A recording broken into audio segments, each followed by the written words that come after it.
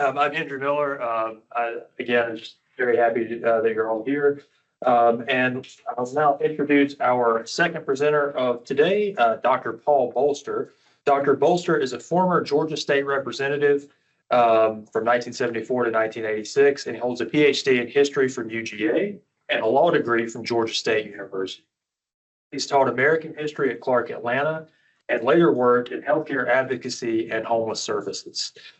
His book, Saving the Georgia Coast, explores the state's coastal conservation efforts, and he is currently writing a middle grade level novel set on Tybee Island. It's Dr. Bolster's presentation this morning, the political movement to save Georgia's coast and the rivers which create it. So now we'll turn it over to Dr. Paul Bolster.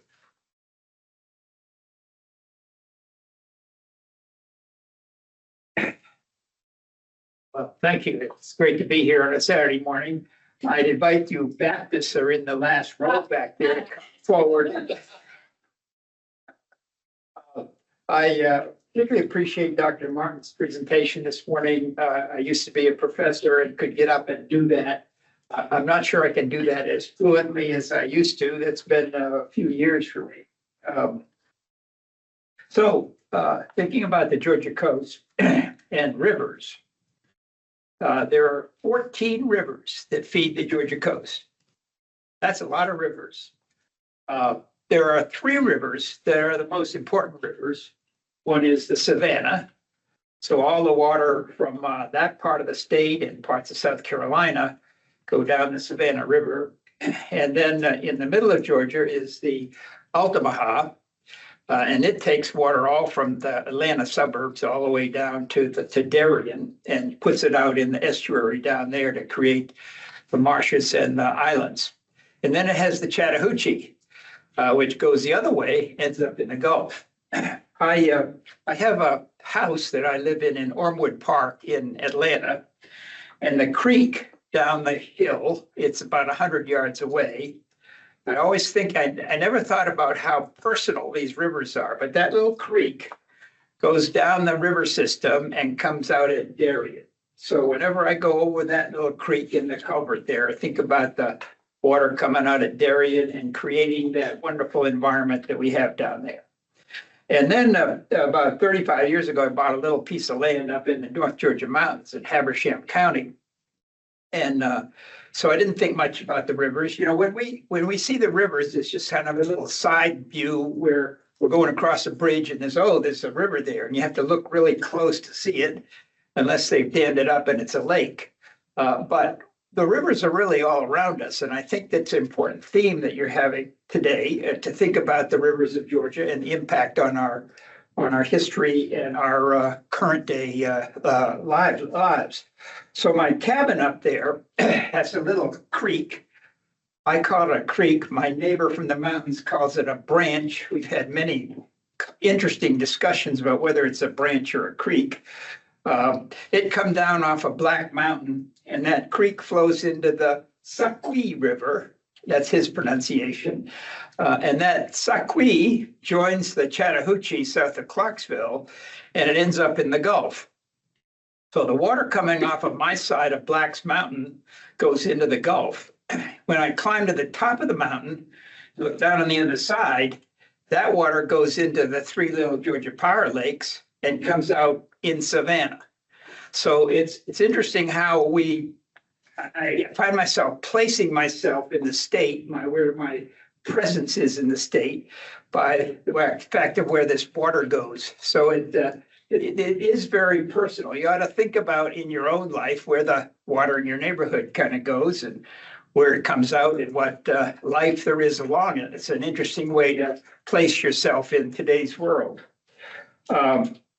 So that personal connection is important to me. The rivers played a major role, and you could think of the rivers actually creating the coast. So over the 6 million years or so, and 2 glacial periods that pounded the mountains into little pieces of sand and picked up the clays and the silts, and the storms came and they washed them all the way down, and that's where the coast comes from. You think about the North Georgia mountains actually supplying the sand. The sand, according to my friend Fred Marlin, I checked this with him yesterday because I wasn't really sure. He's the great scientist in my life. He said the sand goes out on the flat shelf along the Atlantic, and it's sort of piled up. And that shelf, depending on how high the sea was, would accumulate, and then the storms would come in, and the tide would come in, and it'd push the sand up, creating islands. And that island thing moved back and forth, but the sand got pushed by the environment down there into creating dunes and then creating islands. And the thing that's interesting is the islands got created, he says, and then there were bays between the island and the mainland. And those bays then were filled up by the silt and the clay and the other things that came down the river that didn't make it out they weren't sand. They accumulated, and they're the marsh. So get that picture in your head. I think it's useful to see where the Georgia coast came from and how those formations were created over millions of years, 6 million years, I think he said, and two glacial periods. The Savannah River, he says, produced most of the material.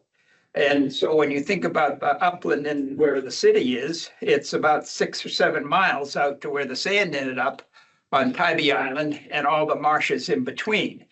You go down to the south, and they didn't get as much material down there. And so the distance from Brunswick out to St. Simon and the distance out to Sapelo isn't as great. So they didn't get as much material. The islands there and the coast is closer to the mainland.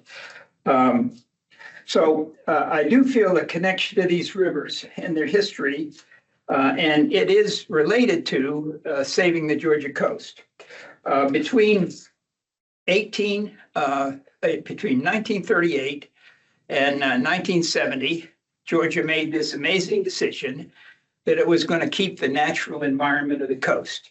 Think about that as a short period of time when you think about decisions that go through our government somehow today and how long they seem to take. It started it got jump started because an organization named 𝘚𝘢𝘷𝘪𝘯𝘨, an extraction company out of Texas. Kerr was a senator. I'm not sure at the time. I think maybe he was dead by then. I'm not sure, but he was a close friend of Lyndon Johnson's. So a powerful force comes into the state, and they walked into the governor's office on May the 24th, and the date's useful, May the 24th, 1968. And they came in, they had lots of support. One of the people that accompanied them was a former candidate for governor, Charles Gowan. He was a representative for many years from Brunswick, and the big part of that, he was a partner at King and Spalding. So that's a sort of a symbol of the business community's support for this adventure, that King and Spalding is there representing the 𝘚𝘢𝘰𝘢𝘴𝘵 company. There were also people on the Mineral Leasing Commission. This was a commission that Maddox headed. They were fully in support of it. They're business people from Savannah and Brunswick. There was no EPA at the time, so no environmental protection coming from the federal level because it didn't exist in 1968. So the federal interest in the deal, there was no federal. This was going to be a Georgia decision. This was not going to be something controlled by folks in Washington. And the private business interests, I've said, and the private business interests on the leasing commission. But it's an interesting time in Georgia in terms of the environmental movement, because there's a fledgling environmental organization of this at the state level, and then in terms of advocacy organizations beginning. But the thing I want to talk about mainly is what the state was doing to form a structure to deal with the environmental issues that existed in the state. And it was fledgling, but nevertheless existing in 1968, already existing. There was private organizations. The Georgia Conservancy had just been formed, probably almost the same year, 67, 68. The Sierra Club got an invitation, all the members of the Sierra Club got an invitation to come to Atlanta and have a meeting to get organized, to organize a chapter, and 10 people showed up. That's an indication that they were starting, but it was a very small fledgling kind of effort. 𝘎𝘕𝘷𝘪𝘯𝘊𝘮 was there, had been there at the University of Georgia for a number of years, and he was now a celebrity scientist. He had the first book on ecology published in the 50s. So they did have a celebrity scientist that was part of the effort that might be involved in creating public policy. And then there were other organizations that continued to exist. There was the Wildlife Federation, and probably won't say much more about this, but the hunters and the fishermen and the wildlife sports people, they were solidly behind this effort to save the coast and the marshes. And there was the Audubon Society, which had been around for years. So those looking at the patterns of birds and loving to be out there and watching them, they were an organization that could help with the political advocacy. The scientists were real important. In addition to Odom, you had the University of Georgia Marine Science Center that had been established in the 50s on 𝘕𝘓𝘕 Island. And they had done scientific research, and the science of the day showed that the marsh was extremely valuable. The studies showed that most of the marine life on the ocean was dependent on the generation of nutrients that came out of the marsh on every tide level. So the scientists knew that. They actually, at 𝘕𝘓𝘕, they had 2 international conferences, and they published 2,000 scientific papers on the issue. So the solid science was behind what decision the state might make on the question of what was going to happen to the coast. At this point in Georgia government, there was the structure, though, existed already. I did some reading, and the biography of Carl Sanders is a real important one by a guy named Jim Cook, University of Georgia professor, and he talks about what Carl Sanders did as governor. He had been a senator before, and so when he got elected governor, he had an idea of what was going on with the state government, and he created commissions on everything. The first year, there was a commission on everything you could imagine to study this particular subject, to see what was the best policy the state could adopt. He even had a commission on the commissions so that they could funnel through all the conclusions and turn them into legislation. So the very next year, in 1960, let's see if we get the dates right, 1963 session of the legislature. He was elected in 62, for 1964 session of the legislature. He passed 64 bills. There's a picture in the AJC with the bills stacked up on his desk. 64 bills waiting for him to sign them. The legislature didn't necessarily always appreciate the hammer that he put down to make sure his legislation got passed. He was a very powerful governor at the time. The Speaker of the House had a telephone on his desk that connected direct to the governor's office, and he was watching and listening all the time what they were doing. And if he didn't like what they were talking about, he called the speaker up and told him what to do. So the governor actually picked the speaker. He had an interesting connection to Tom Murphy. Murphy was a supporter of Carl Sanders, and so when his handpicked speaker decided to make Tom Murphy a committee chair, but Tom disagreed with him on a couple of things, and the governor called up just the guy, the power that he had. He called up the speaker and said, well, he's not doing what I want him to do. So the speaker had him moved, his seat moved, his chairmanship ended, and moved him up under the the shaded part of the chamber. So he was put out of the leadership because he disagreed with the governor. So the one thing that in the book that I found fascinating was a group of legislators got together after Sanders, and they formed a little cadre, which resulted in a revolution, and they ended up picking their own speaker. So the times when this legislation was going through, the legislature was very much the force controlling Georgia policy. The speaker had appointed all his friends. They had picked the speaker. They were highly connected to the political system, and they were the ones making the decisions. I want to talk about Sanders a little bit more, though. He in this pile of legislation, he created two things that were interesting for the environmental movement. One was he created a little organization called the Georgia Natural Areas Council. And I bring that up because all their papers are here at the archives. You can go through and read all their papers, which I did for the book.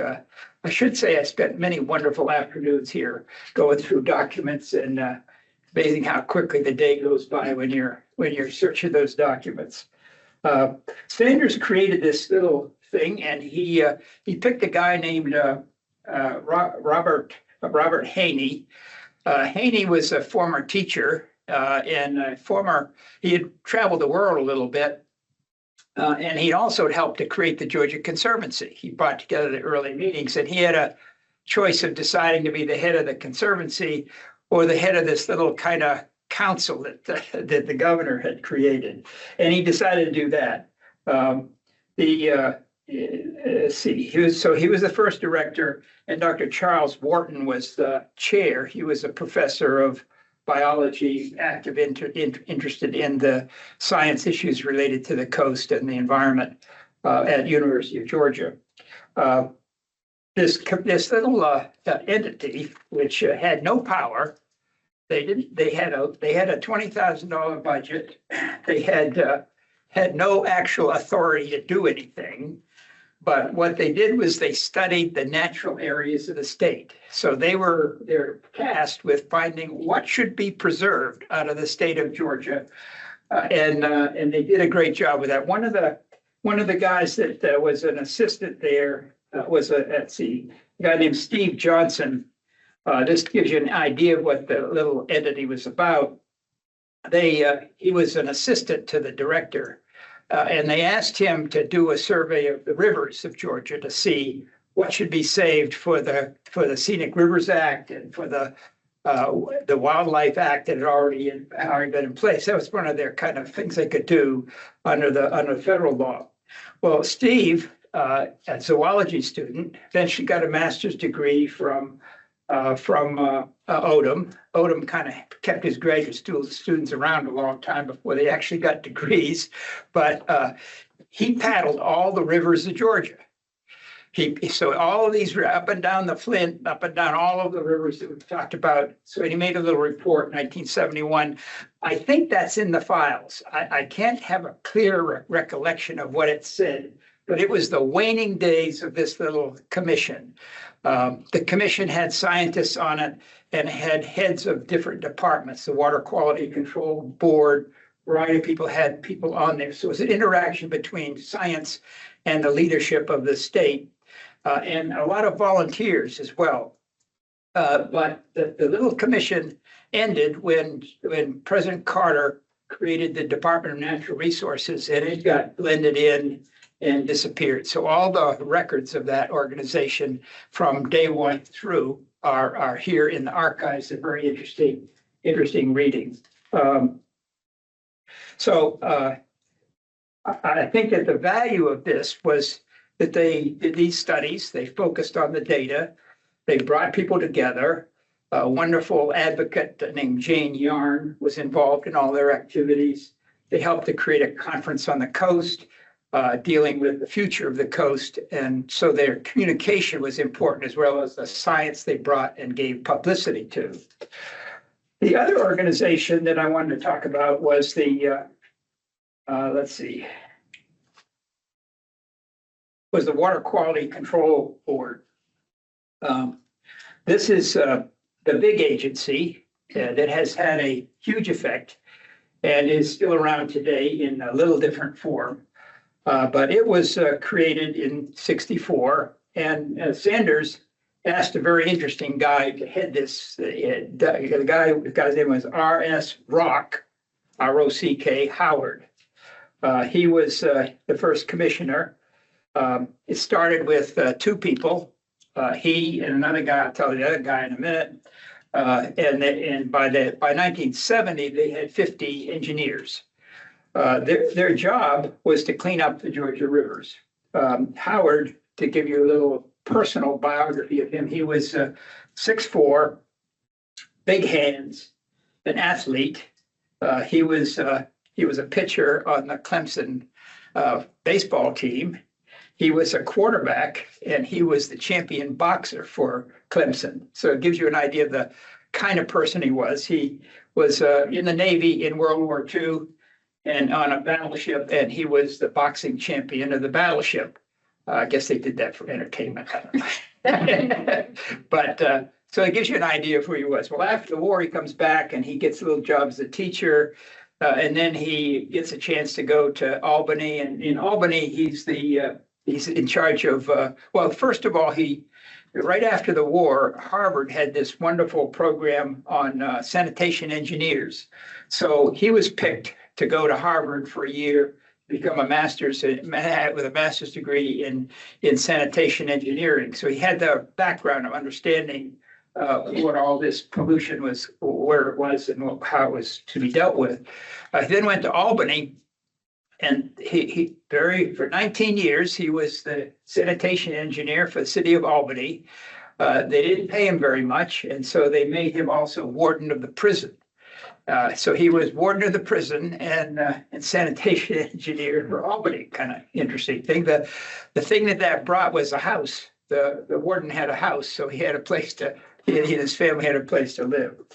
Well, when Sanders is looking around for a person to head the commission, he obviously picked Rock Howard. Let's see. And Rock Howard was, he was very charismatic, very committed. He needed to get somebody that would, second employee, he got in touch with a young master's student at Georgia Tech named Leonard Ledbetter. He's been around Georgia. He's been one of the major guys keeping us in straight. Ledbetter was thinking to go own a private business. He could make a lot of money with his master's degree and his engineering background. And so Rock Howard finally invited him over, and he gave him a free lunch at the state cafeteria. And his charisma and his energy and his commitment to the issue made Leonard Ledbetter sign up for the deep commission and hard to resist, he said. After World War II, sort of look at the status of Georgia rivers, which gives you an idea of the work the state had to do. After World War II, industry came from the north for cheap labor, cheap land, and a cheap way to dump their waste into the river. So that's why a lot of these industries came. We were easy pickings, if you will, for a big industry. So there were 400 plants in Georgia, industrial plants, that did not treat their waste. In fact, the Army Corps of Engineers that built the first waste treatment plant when they built the dam at Lake Altoona. And so they built it for the industry so that the lake they built wouldn't be totally polluted. It gives you booming paper mills also all across the South learned to dump their effluent into the local coastal rivers. The agency action, he set they set new water standards. And then they discharged, but also they set ethics standards. Rock said to them, never take a cup of coffee from anyone. Don't go to lunch with them. Go into the field and look at their plan to meet the standards. So a rigid kind of ethics on the part of an organization going after business interests and trying to get them to move. He and Ledbetter developed 10 plants that they wanted to get. They said, if we can change these 10 plants, that was their first target, maybe we can keep doing this. So they challenged themselves to change 10 plants over to taking care of their waste. He didn't have much money. He did have the Attorney General's office that could come in and represent them if they took an industry to court. But the big thing he had is he had the press. So Rock was good at getting right in front of the community. If a polluter was in a city and he knew the facts, he'd be in the paper and on the front page of the local paper. So that local pressure was extreme. The media pressure on them was the reason to come to the table. There's an interesting story in, I think this was, I can't remember the city, but he was getting ready to take an industry to court. And he's walking up the court steps, and when he's halfway up the steps, he meets the owner of the plant. And the guy says, "Yo, look, let's make a deal. We can find a way to solve this problem. And I came here just to make sure you really were going to sue me." That's why he met him on the courthouse steps. And so they then went aside. The court case went away, and they managed to make a way to clean up the river in the area. He had an interesting confrontation in, not confrontation, but sort of a difficult case in Swainsboro, Georgia.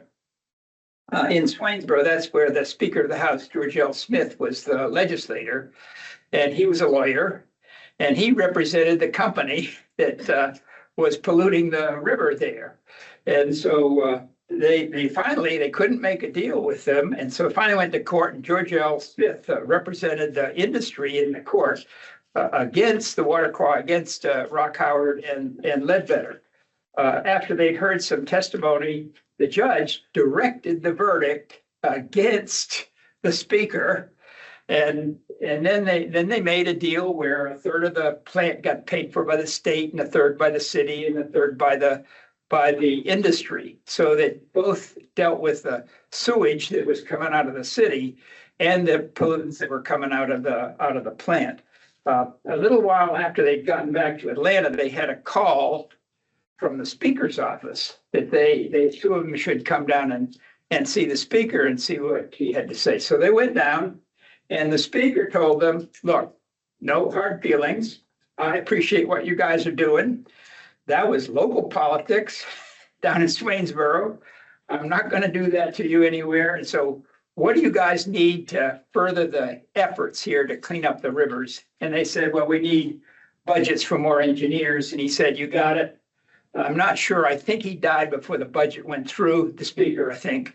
But they got commitment from the leadership of the House in the speaker to continue their work. They did a similar visit to Maddox when Maddox was elected in 1966. He didn't have a whole lot of connections to the legislature. And Maddox, you probably know, had an 11th grade education. He quit in 11th grade because his father couldn't support the family. He was an alcoholic. And so Maddox went to work and never graduated from high school. So Lester's a very interesting character because he's in the center of all this discussion about how to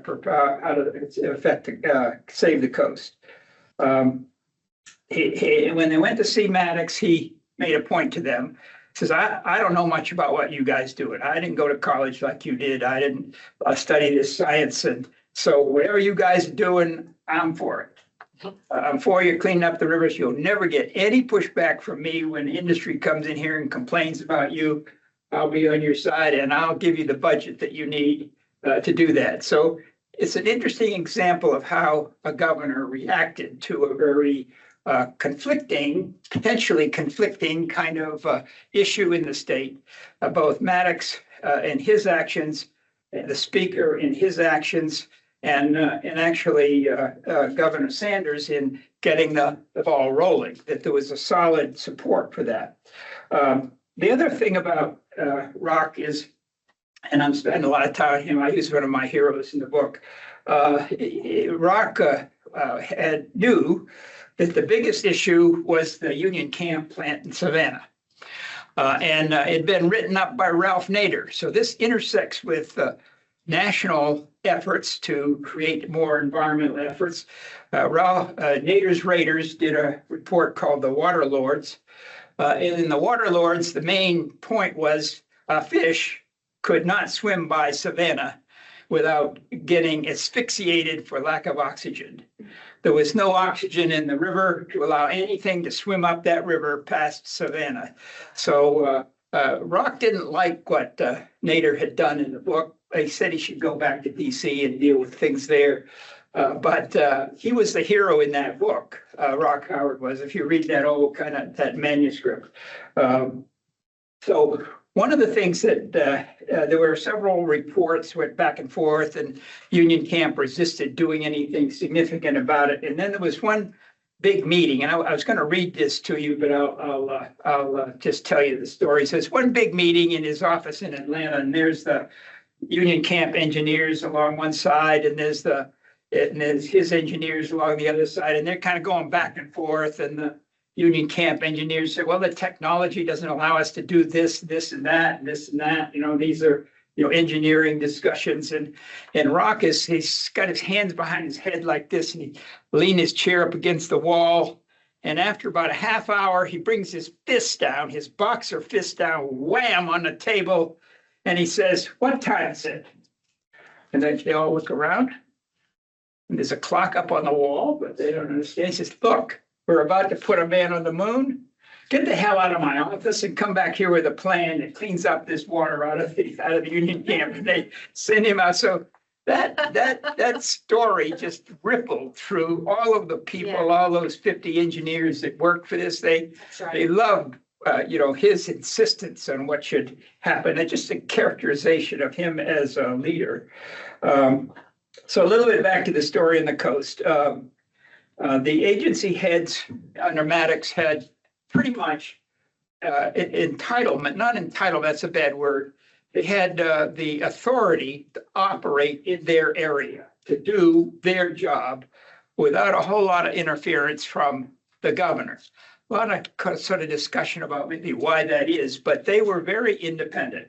So you have Rock Howard heading the Water Quality Control Commission. You had Arthur Bolton as the Attorney General, all with World War II experience.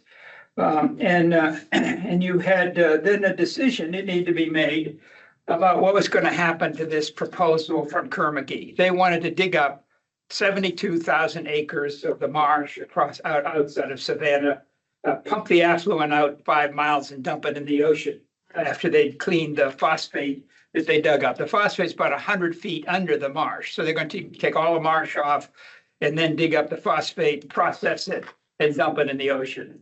Well, everybody in the state went crazy. Well, one of the things that's interesting, here's this meeting on the 24th of May. Maddox has 2 reporters in the room, and they don't tell Rock Howard about this, but he hears it from the Attorney General's people. So there's a kind of interesting interaction of these heads that know about this meeting. So he walks into the meeting uninvited. So when he gets in the meeting, I'm sure heads just turn and say, oh, what's going on here? And so finally, he and Arthur Bolton managed to slow Maddox down. Maddox thinks this is a wonderful deal. It's development, it's wealth, it's jobs. And that's the heart of Georgia politics at this time. You still remember that even in the 60s, they're trying to overcome the Reconstruction lack of capital and wealth and jobs in the South. And so most governors were for anything that brought jobs and wealth to the region. That was the central core, whether Republican or Democrat, and I think it's probably still, to some extent, the central core today of Georgia politics. Well, Maddox did a couple of things in that meeting. He said, well, let's do a study. Let's ask the University of Georgia to do a study. And actually, Odom kind of headed the study, which is an environmental study, environmental impact study before there was a federal requirement to do an environmental impact study. So Georgia did its own. It's a wonderful document, about 250 pages that got turned in. The other thing he did was he said there should be a public hearing. And he gave Arthur Bolton the right to have a public hearing. They had a all-day hearing in Atlanta in the chamber. They went to Savannah, and Bolton decided everybody that came could talk. So for 2 days, they talked about this. I think there were only 2 people that stood up for the mining project in the Savannah hearing. All the people from Savannah came, all the scientists came. So the public hearing was a chance for the scientists to come and give their opinion of what scientifically this mining operation actually would mean. So after all of those hearings and those things, Maddox just kind of let the contract go away. So Maddox is the one that stops the 𝘚𝘢𝘰𝘢𝘴𝘵 mining copper. And to some extent, that is a huge decision about how the coast is going to be used. Not going to be used for industrial purposes, not going to be used for mining. It's going to be used for tourism, and it's going to be used for marine life. We're going to preserve the marine life. The tourism and the marine life are going to live together, and that's the kind of future we're going to have for the coast. That decision was made by 1970 after the legislation passed. I don't have time to go through the nitty-gritty of the legislation. My book does a lot of that.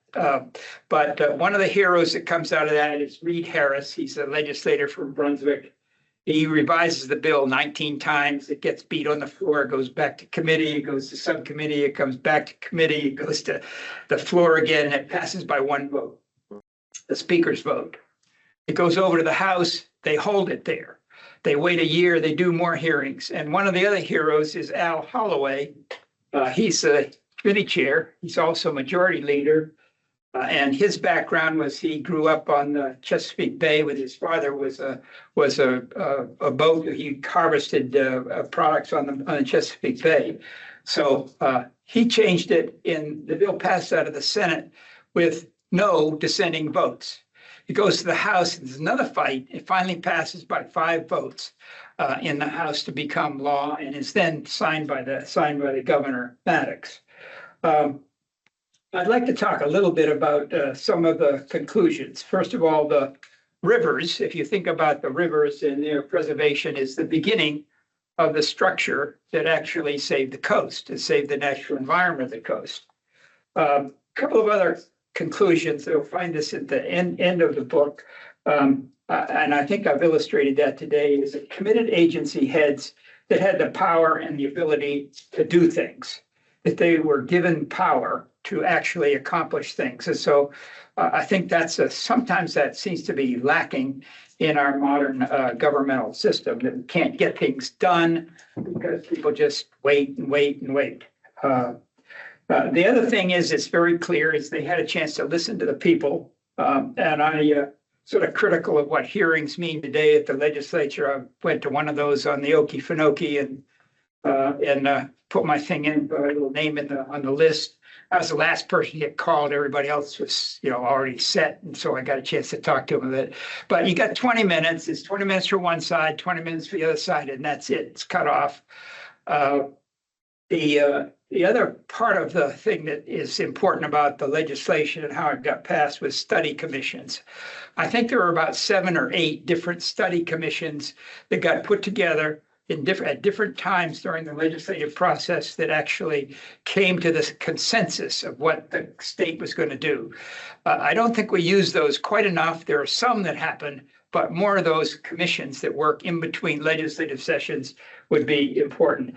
The other part of this is nonpartisan. That's what makes it so different from today. Is back then there was no real partisan divide. I actually looked at the votes on the bill, and probably a little more Republicans voted for it than Democrats. There weren't huge numbers, but percentage-wise, a few more Republicans voted for it than Democrats for it. The vote on the coast was split about half and half for it and against it. So you can see the divide there between industry and public and what the public wanted to do.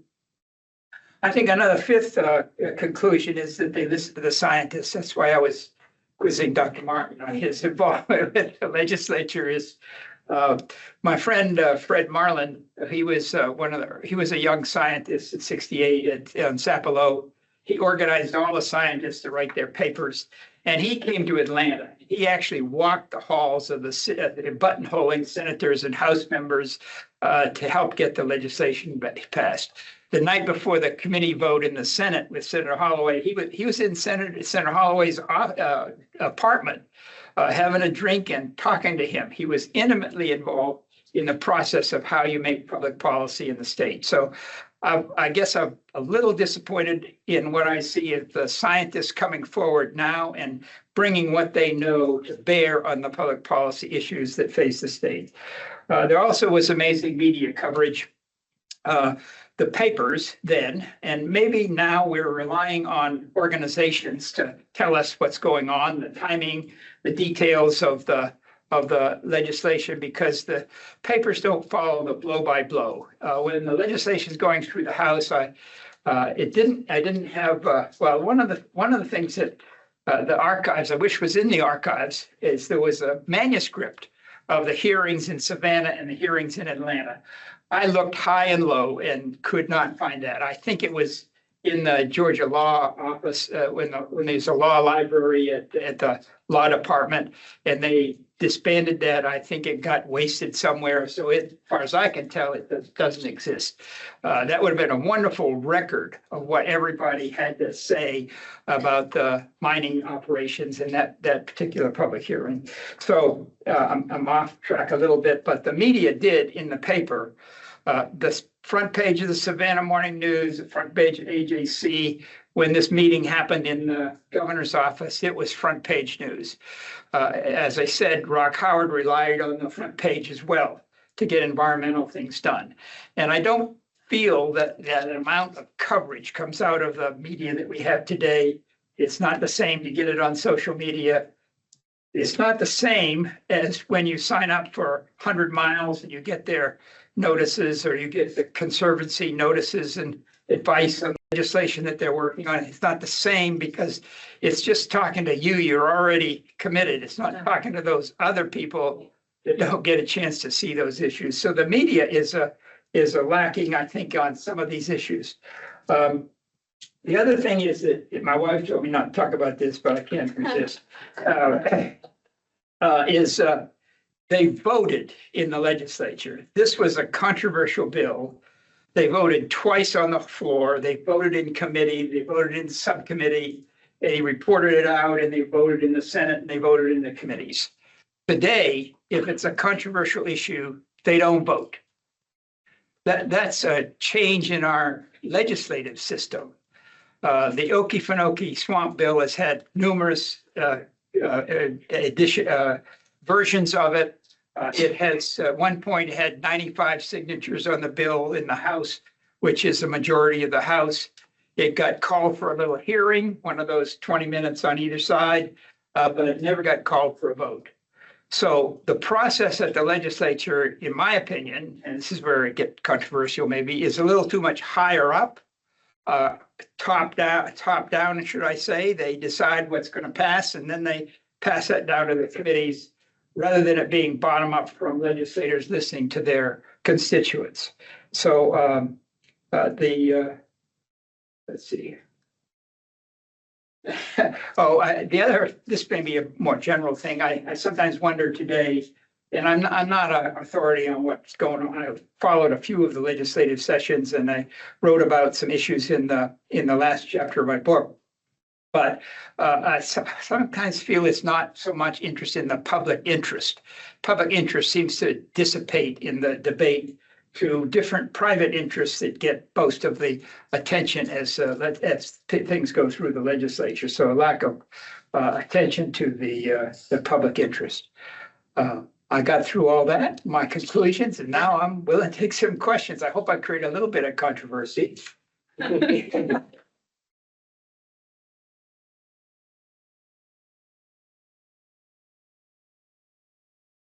Questions, if anybody's got anything? I had a quick question. Studied Florida environmental history, and there's a lot of parallels here between, I can come up a little bit. Can you hear me? Yeah. Sorry. studied Florida environmental history, and there's a lot of parallels, I feel like, between phosphate mining and the marshlands and protection of that. I was curious if you came across anything in your research where they talked about the things that had happened in Florida and, maybe Marjorie Stoneman Douglas river grass and things like that. If any of that had an impact on Georgia, the way people were thinking here, or were we still regional enough that maybe? Well, I know that Reed Harris in his childhood used to go to Florida for a vacation, and there was a phosphate mine there, and the phosphate fields were there, and he thought it just absolutely horrible. So one of the first bills he worked on was the Surface Mining Act, which passed the year before, the legislative session the year before. You had the controversy about the 𝘚𝘢𝘷𝘪𝘯𝘨 proposal. So he was thoroughly aware of that.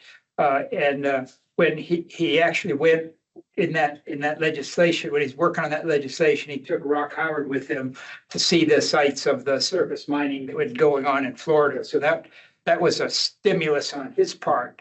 There is an interesting thing about political issues. I got this from Denise Ray, but it may have come from another writer about how you see it and you like it. And that's, that motivates you a little bit. And then you get to know, you research it, find out what's in it. And then you get your hands down in it. And then you really know. So one of the little examples is that in this fight over saving the coast, the people that had gotten their hands down in it and knew it had to translate it, help other people that were not. They were sitting up here in their house in Atlanta, that they had to feel that their hands were down in the marsh and understood it. Thank you.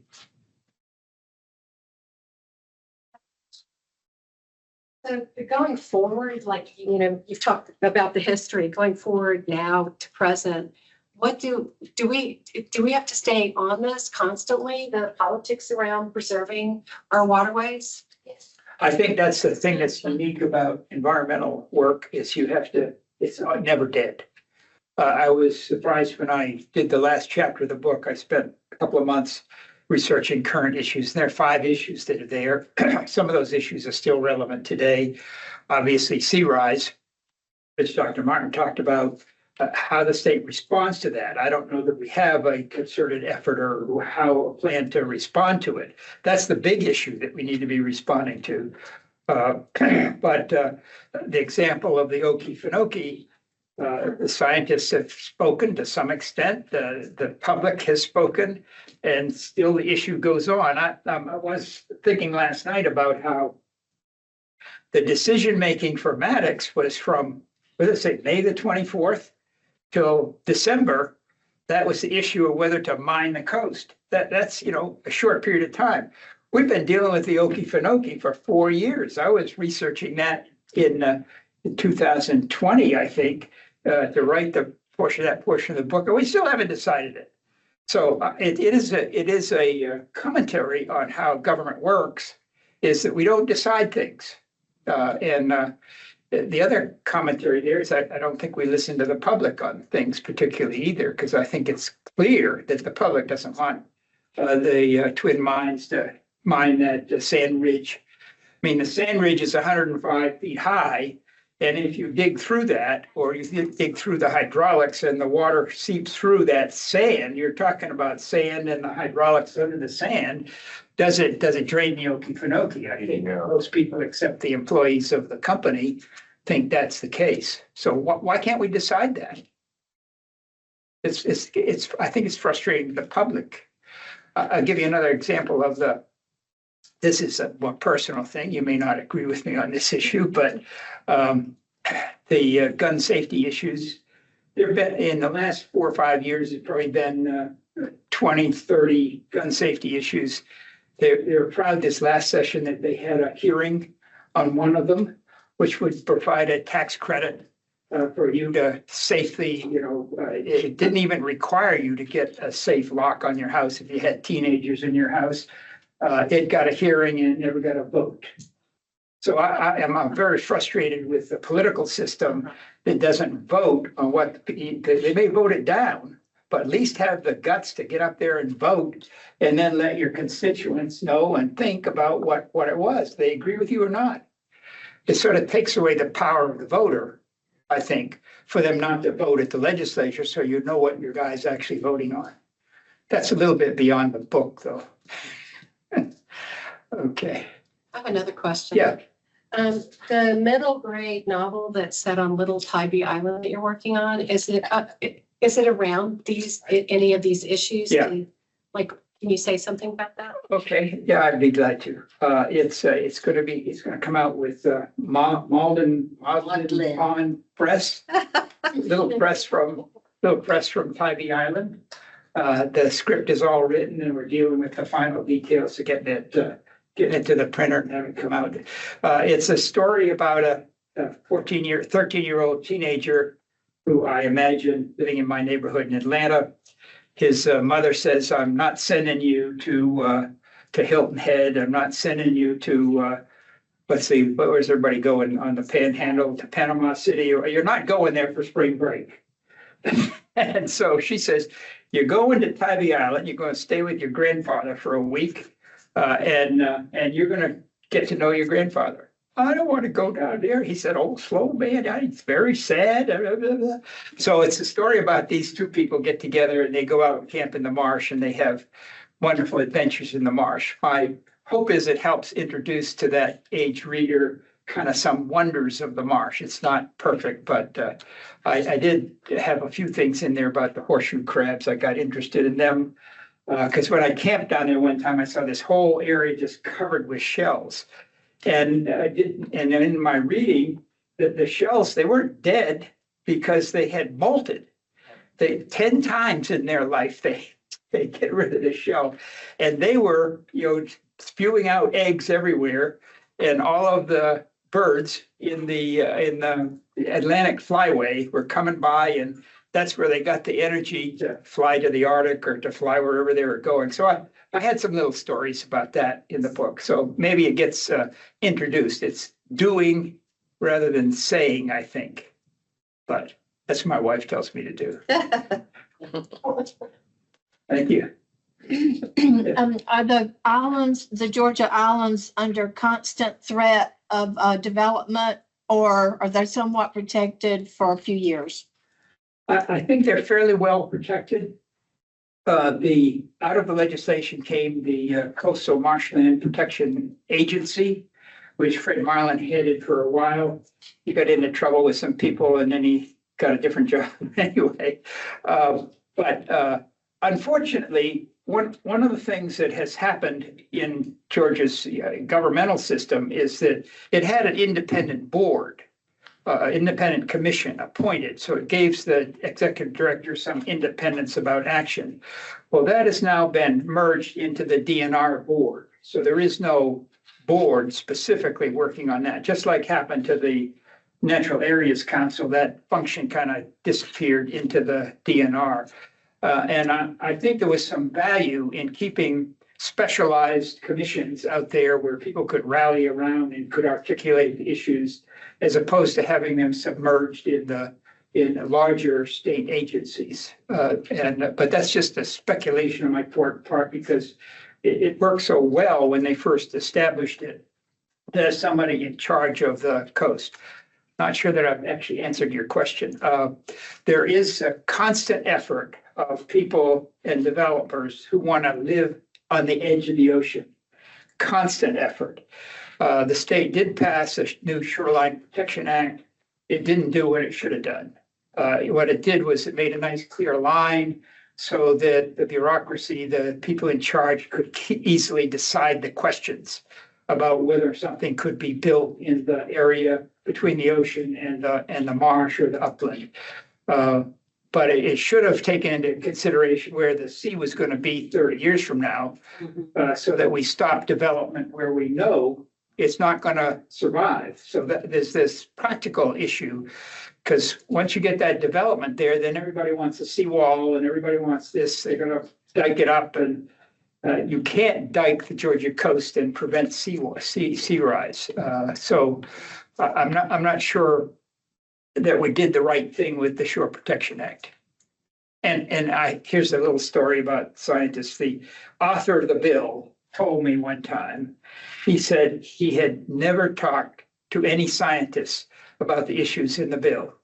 The bill came from DNR, it came to the DNR committee, and the DNR committee passed it and it moved along. They never talked to a scientist about what that policy of the state should be. That was just totally shocking to me.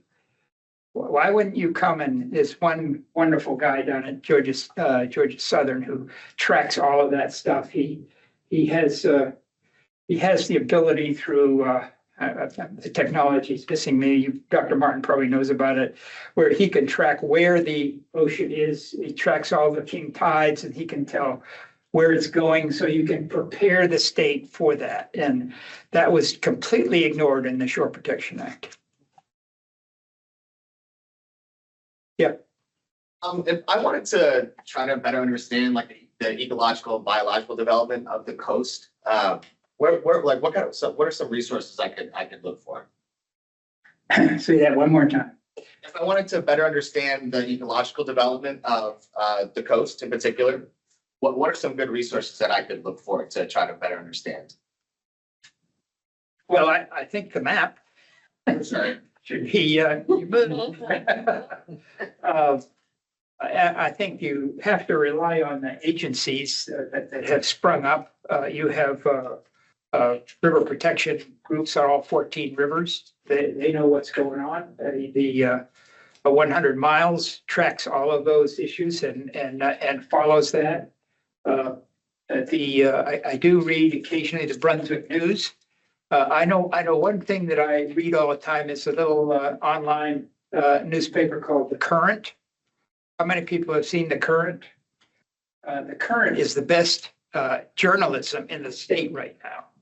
They have a connection to several national nonprofits, and they cover all the issues related to the coast. So if you wanted to read about it's not their collection of their materials is, I think, the best. Mary Landers, who used to write for the Savannah Morning News, she's one of their chief writers now. She did a piece on Little Tybee Island, which I used to put in my little novel. They discovered that there were people out there building things on hammocks, and the state finally decided that was too much. It was supposed to be a heritage area. Those people would cut down trees to make latrines and bathrooms and other kind of things, a whole kitchen on one of the things. And the state put up some money and came and destroyed all that. Well, she did the article in the Current. That was where that information came from, and then followed up and tried to interview some of the people that actually had built those things, which were some of the leading lights on Tybee Island, had their little campsites out there as well. So it seems to me they don't pull any punches about things. They've written some wonderful articles on payday lending. They track that. They show what the impact is. That's another one of those bills they never vote on. So I think that I like what the Current does. Thanks so much. That takes us right up to our lunch break. So once again, I'd like to thank Dr. Paul Bolster. His book is Saving the Georgia Coast, and we'll look forward to the novel here soon.